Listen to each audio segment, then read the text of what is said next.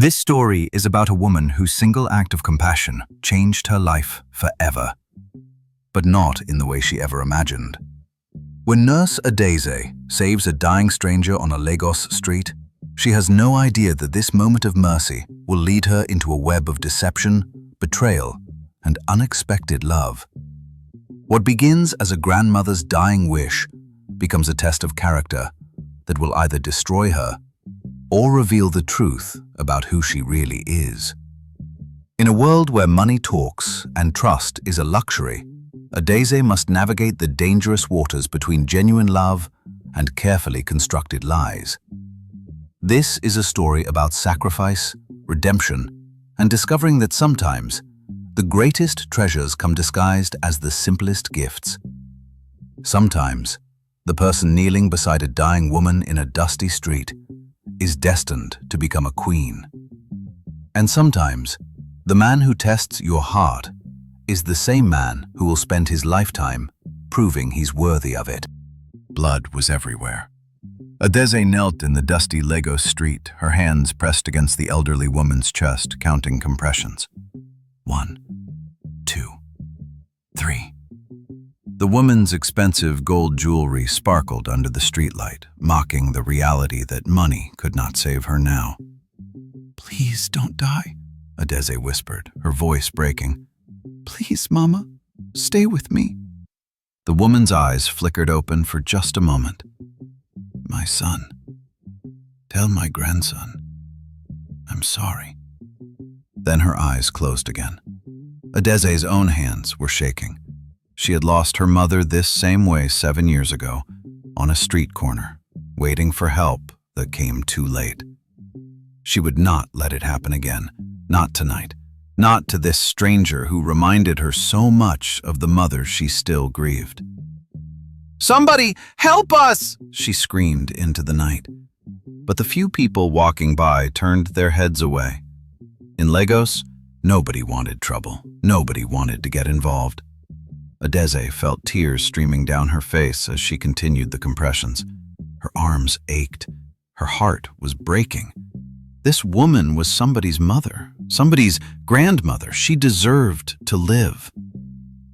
A car suddenly screeched to a stop beside them. A tall man jumped out, his face frozen in pure terror. "Mama!" He fell to his knees beside Adaeze. "Mama Helen, no, no, no!" "Help me get her into your car," Adaeze commanded, though her voice was shaking. "Now! She doesn't have much time." The man looked at Adaeze for the first time. His eyes were wide with fear, but he obeyed. Together, they lifted Mama Helen into the back seat. Adaeze climbed in, cradling the old woman's head in her lap like she had once held her own dying mother. "Drive," she ordered. "Fast."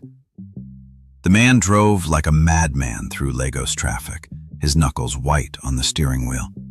Adaeze kept her fingers on Mama Helen's pulse, feeling it grow weaker and weaker.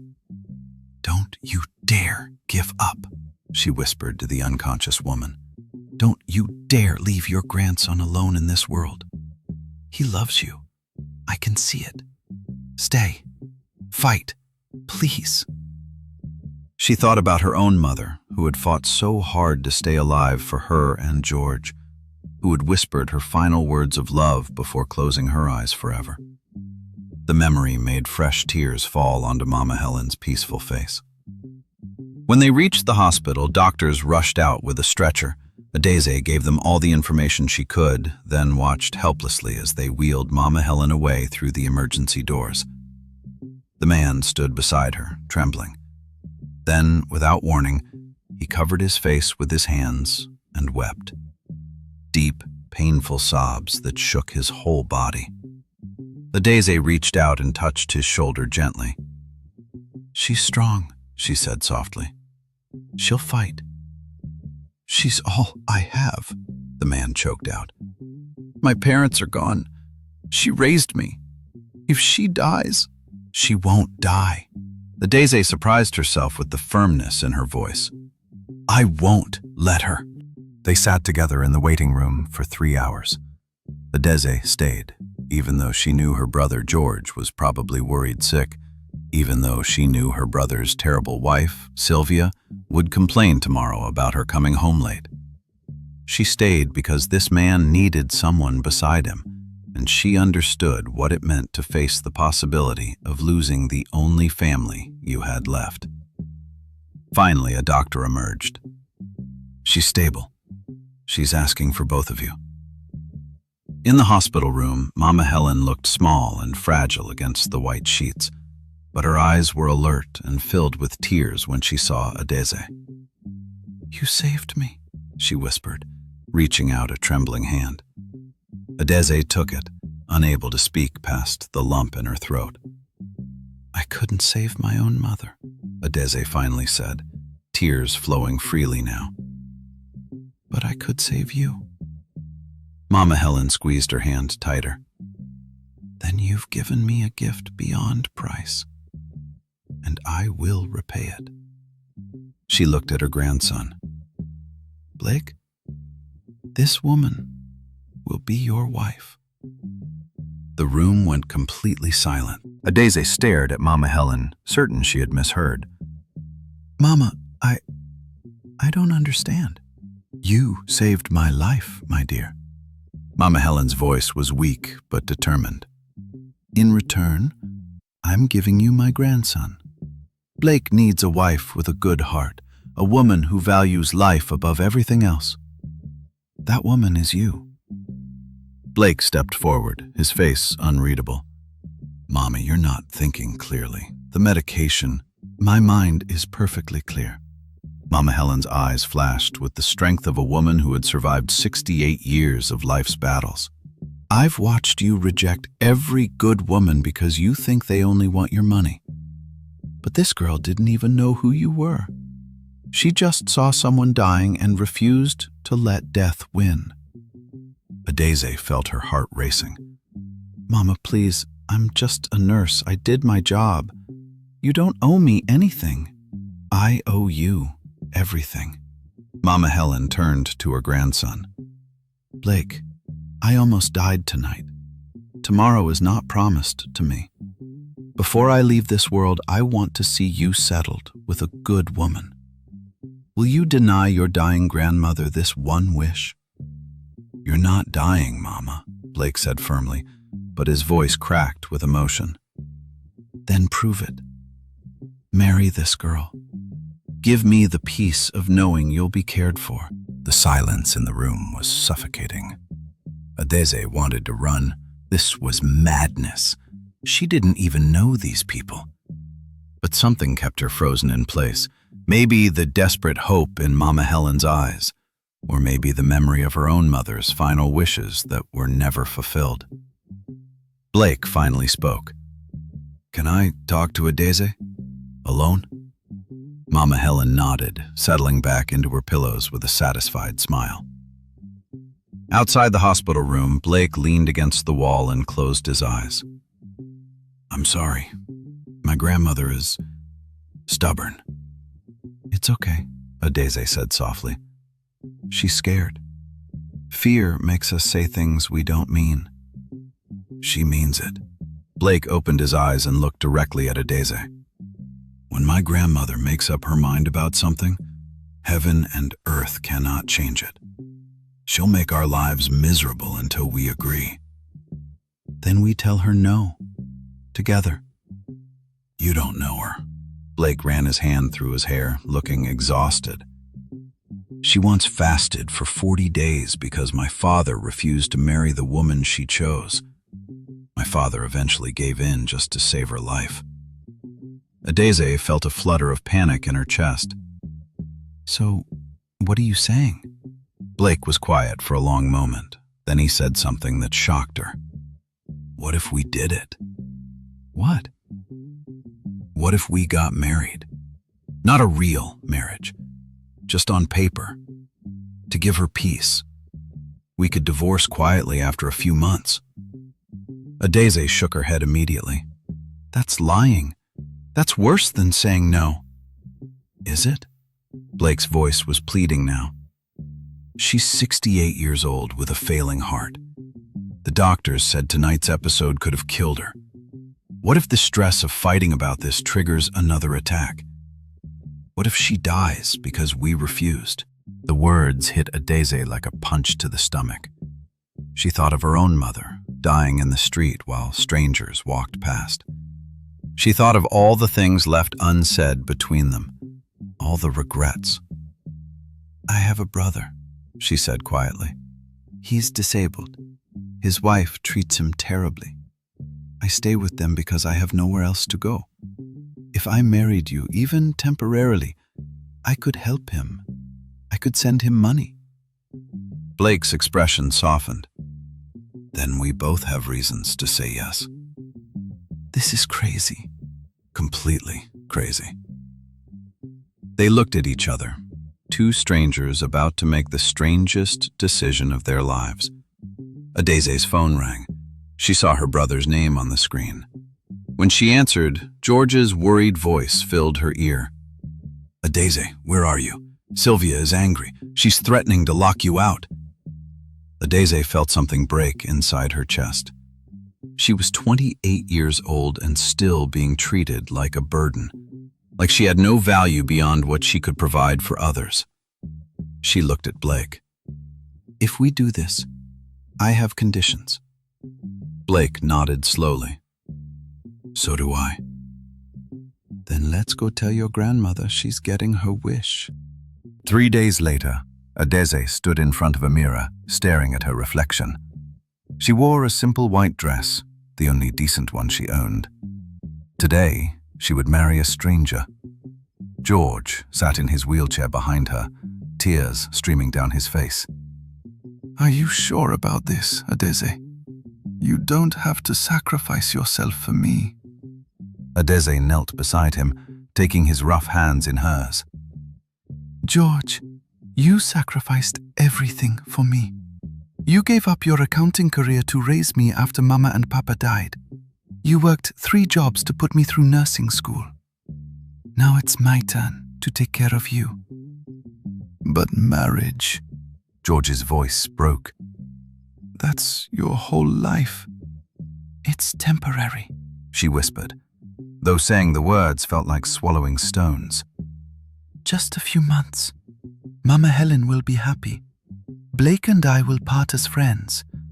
And you can finally leave Sylvia. I'll help you rent a small place, somewhere peaceful." George pulled her into a tight embrace. "You have the biggest heart of anyone I know, just like Mama." The registry office was small and plain. Blake arrived wearing a simple shirt and trousers, nothing fancy. He looked nervous, like a man walking toward his own execution. Mama Helen sat in a wheelchair, beaming with joy despite her weakness. "My children," she said, reaching for both their hands. "Today, you make this old woman the happiest in the world." The ceremony took 15 minutes. The registrar spoke words that Adaeze barely heard over the pounding of her own heart. Blake's hand was cold when he slipped the simple silver ring onto her finger. When it was her turn, her hands shook so badly that Blake had to steady them. "You may kiss the bride," the registrar announced. Blake leaned forward and pressed a quick, awkward kiss to Adaeze's cheek. It felt like being kissed by a stranger, because that's exactly what he was. Outside the registry, Mama Helen insisted on taking photos. She looked so happy that Adaeze felt her heart break a little. This woman truly believed she was witnessing her grandson's love story. She had no idea it was all a performance. "Now," Mama Helen said firmly, "Blake will take you to your new home." Blake nodded. "I have a flat in Surrey. It's small, but..." "Small is perfect," Adaeze said quickly. She didn't care where they lived as long as Sylvia couldn't find her.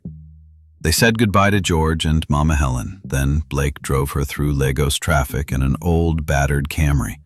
The car made strange noises and the air conditioning didn't work properly. "Sorry about the car," Blake said, wiping sweat from his forehead. "It's all I can afford on a driver's salary."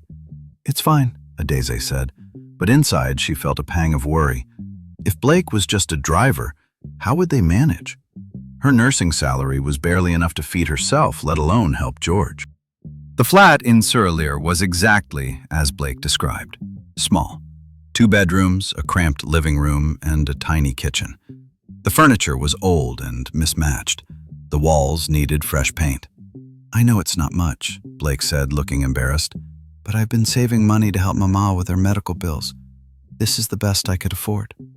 Adaeze felt shame wash over her. Here was a man sacrificing everything for his grandmother, just as she was doing for her brother. They were the same, she realized. Both of them are trapped by love and duty. "It's perfect," she said softly. "Thank you for sharing it with me." Blake looked relieved. "I set up the second bedroom for you. We'll keep separate spaces, professional, like roommates." "Right, roommates." They stood in awkward silence, 2 married strangers who didn't know what to say to each other. Blake's phone rang. He glanced at the screen and his face went pale. "I need to take this. It's my boss." He stepped into the hallway, closing the door behind him. Through the thin walls, Adaeze heard his voice change completely, deeper, more authoritative. "Yes, I understand. Cancel the meeting, move it to next week, and tell the board I won't be available for 2 weeks. Family emergency." Adaeze frowned. That didn't sound like a driver talking to his boss. That sounded like a boss giving orders. When Blake returned, his face was carefully neutral. Too neutral. "Everything okay?" Adaeze asked. "Fine, just work issues."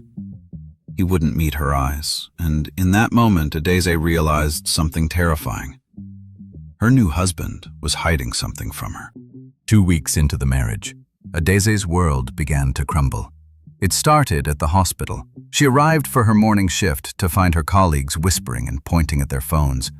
When Adaeze approached, they went silent, their faces twisted with something between pity and disgust. "What's going on?" she asked. Her friend Maureen pulled her aside, her expression grim. "Adaeze, there's a video. Someone posted it online last night." Maureen showed her the phone screen. Adaeze's blood turned to ice. The video showed her from weeks ago, helping Mama Helen on the street. But the caption read, "Gold-digging nurse targets rich family. Fakes rescue to trap the billionaire's grandson into marriage." The comments were vicious. Thousands of people calling her a scammer, a prostitute, a witch who used medicine to enchant wealthy men. "Who did this?" Adaeze's voice was barely a whisper. "They're saying it was your sister-in-law, someone named Sylvia." Adaeze felt like the ground had opened beneath her feet. Sylvia, of course. She had been furious when Adaeze moved out, furious that she could no longer control her. This was revenge. But the worst was yet to come. The hospital director, Mrs. Vivian Carter, called Adaeze into her office. Vivian was a woman in her mid-30s who had studied abroad and returned to Nigeria acting like royalty. She looked at Adaeze with pure contempt. "Miss Okafor," Vivian said coldly. "Or should I say, Mrs. Okoro, though I doubt that marriage is legitimate." "Ma, I can explain." "Explain what?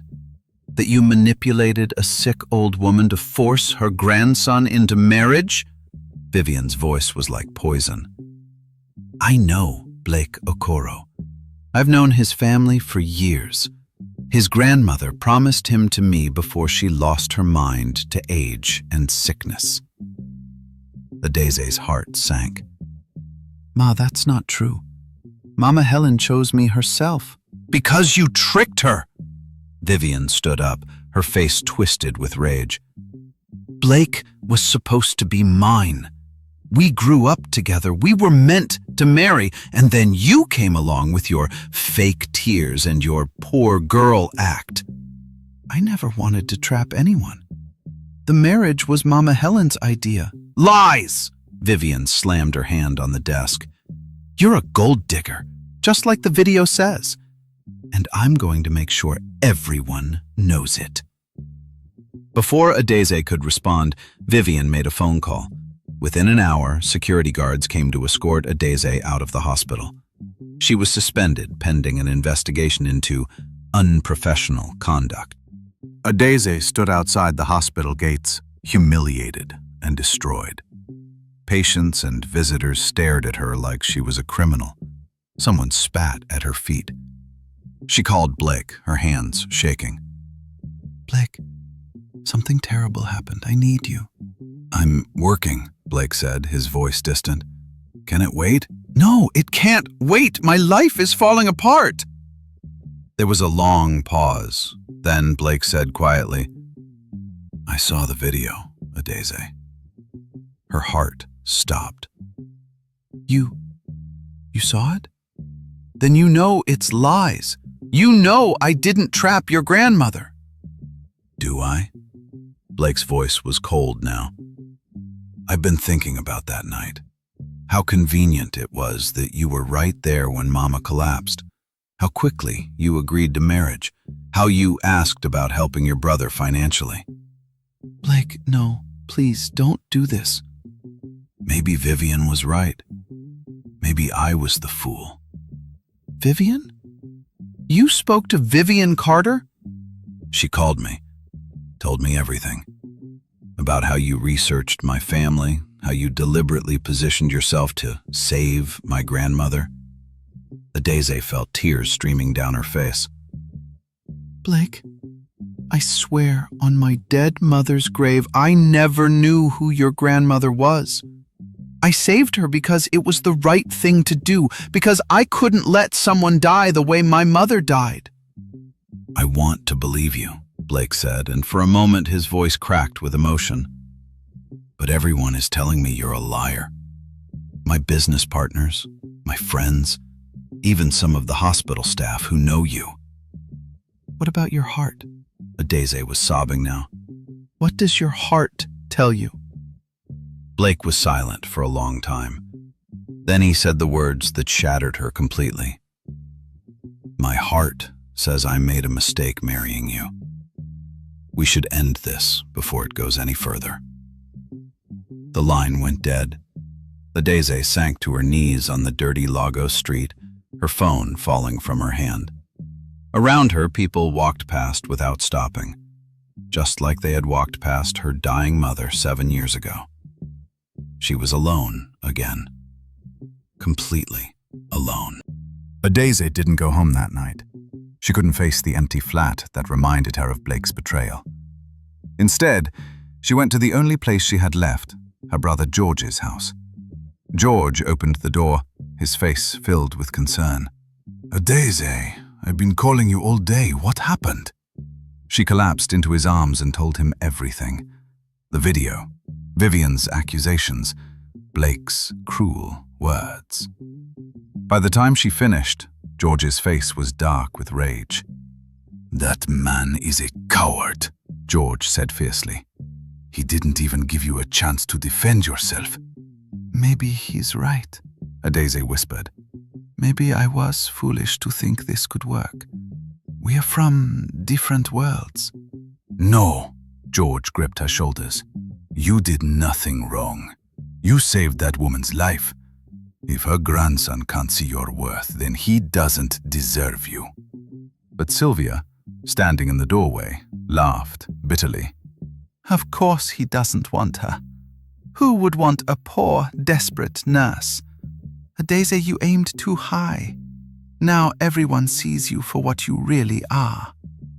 A nobody. "Get out of my sight, Sylvia," George said quietly, his voice dangerous. This is my house, Sylvia shot back. And now that Adaeze's rich husband is leaving her, she can go back to sleeping on our floor and washing our clothes like the housemaid she is. Adaeze felt something inside her break. She had spent years enduring Sylvia's cruelty for George's sake. Years of being treated like a servant in her own brother's home. And now, when she was at her lowest point, Sylvia was still finding ways to hurt her. I'd rather sleep on the street, Adaeze said, standing up with dignity, than spend one more night under your roof. She walked out into the Lagos night, carrying nothing but her phone and her broken heart. For 3 days, Adaeze stayed with Maureen, her only friend from the hospital. She ignored Blake's calls. She ignored everyone. She just wanted to disappear. On the 4th day, Maureen shook her awake. "Adaeze, you need to see this, now." Maureen's phone showed a press conference. Blake stood at a podium wearing an expensive suit that Adaeze had never seen before. Behind him was a banner that read, "Okoro Group, Building Nigeria's Future." "Okoro Group?" Adaeze whispered, confused. "That's one of the biggest companies in Nigeria. Why is Blake—" "Just watch," Maureen said. Blake spoke into the microphone, his voice firm and clear. "My name is Blake Okoro. I am the CEO of Okoro Group. For the past month, I have been living undercover to test whether my new wife married me for love or money." Adaeze's hands began to shake. "I was wrong," Blake continued, his voice breaking with emotion. "My wife, Adaeze Okoro, is the most genuine person I have ever met. She saved my grandmother's life without knowing who we were. She married me thinking I was a poor driver. She never asked for money, never demanded luxury. She only wanted to help her disabled brother." Tears were now streaming down Blake's face. The viral video was created by my former friend Vivian Carter, who wanted to destroy my marriage out of jealousy. I have filed charges against her for defamation. I have also bought out the hospital that fired my wife, and I am reinstating her with a full apology and compensation. Blake looked directly into the camera. "Adaeze, if you're watching this, please come home. I'm sorry I doubted you. I'm sorry I let fear and suspicion poison what we were building. You deserved my trust, and I failed you. Please give me a chance to make this right." Maureen was crying now too. "Adaeze, he's been looking for you everywhere. He's been calling all your colleagues. He even went to George's house, but Sylvia told him you never came." Adaeze couldn't breathe. Blake was the CEO? He had been testing her?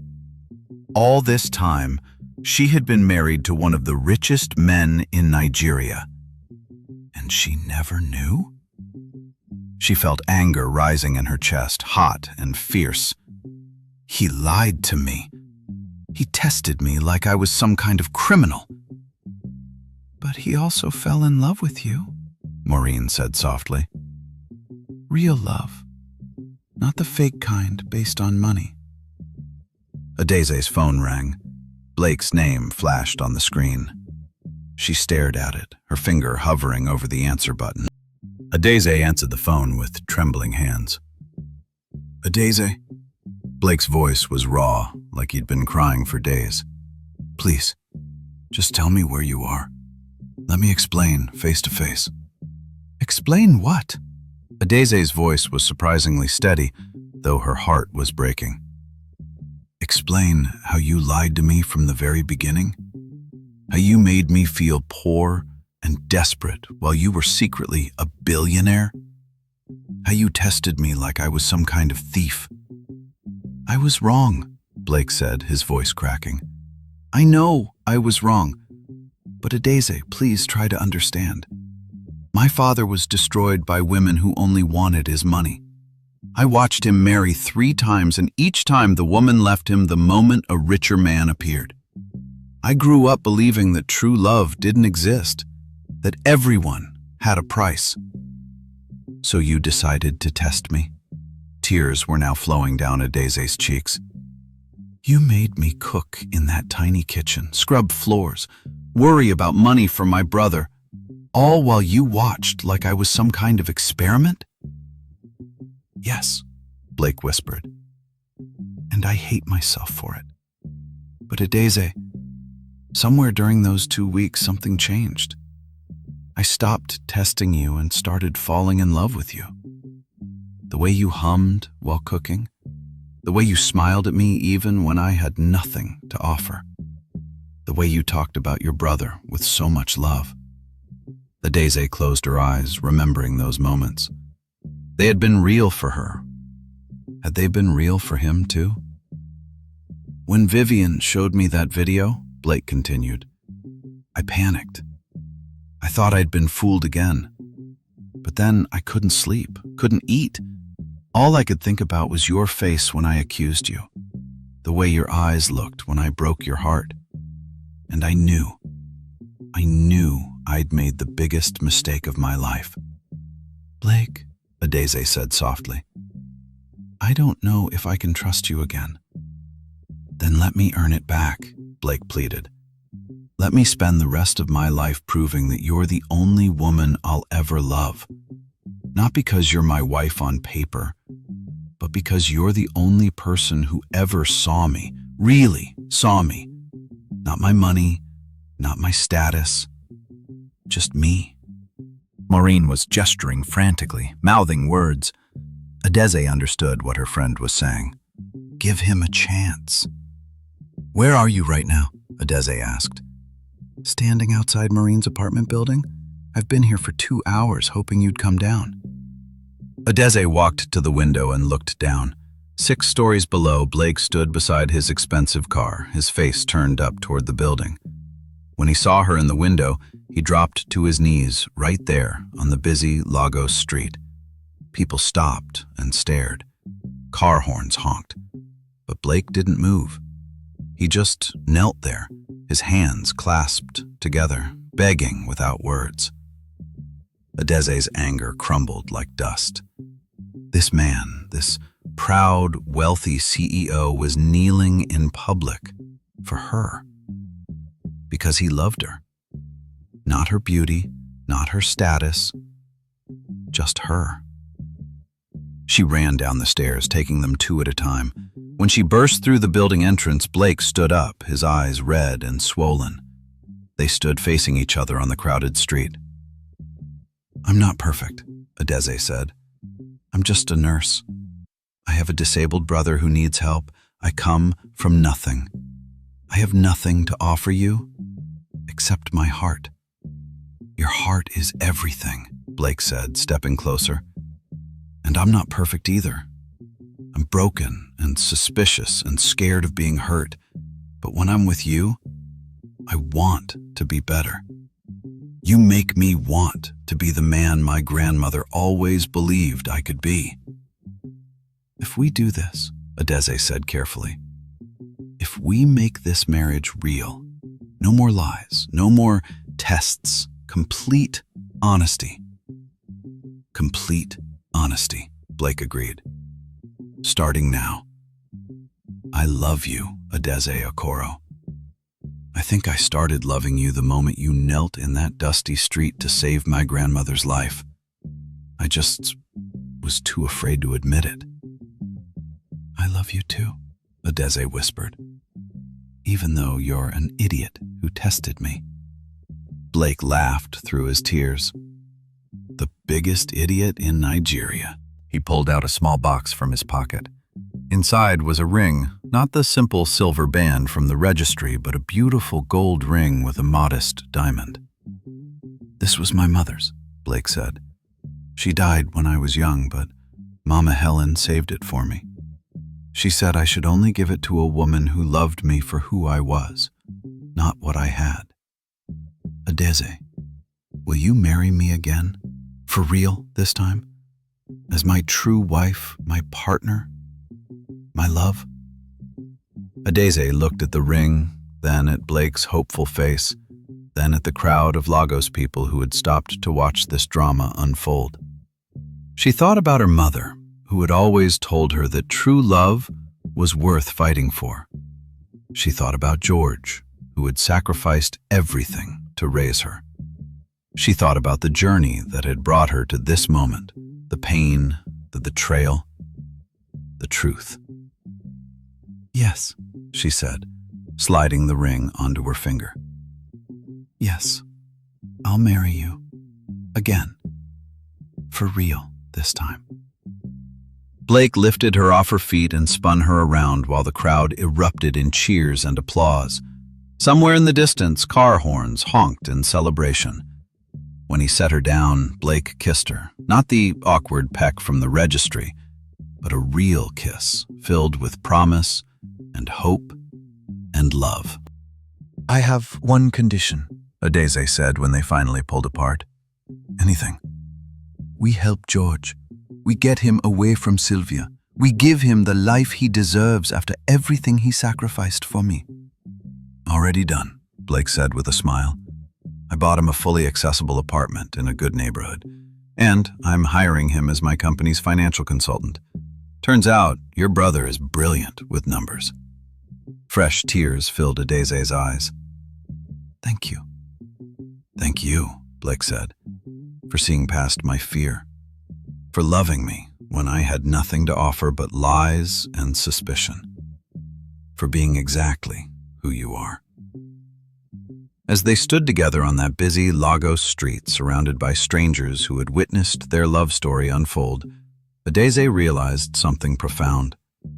Sometimes, the greatest love stories begin with the smallest acts of kindness.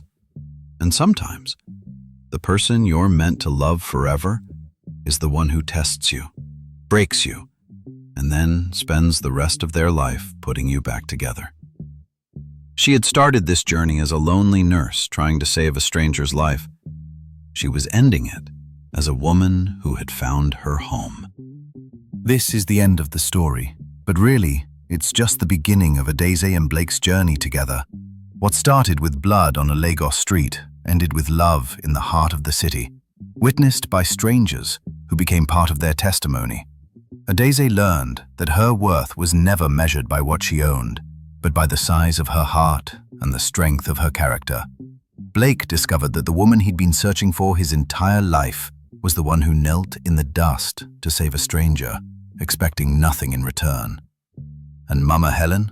She got her wish, not just to see her grandson married, but to see him truly happy, loved by a woman who chose him when he had nothing to offer but honesty and hope. Sometimes life tests us in ways we never expect. Sometimes the people we trust betray us, and sometimes the strangers we save become our family. But through it all, one truth remains. Genuine love cannot be bought, manipulated, or faked. It can only be recognized, nurtured, and fought for with everything we have. Adaeze's story reminds us that our greatest moments often come disguised as our darkest trials, and that the hands we extend to help others may be the very hands that pull us toward our destiny. In the end, she didn't just save Mama Helen's life that night, she saved her own.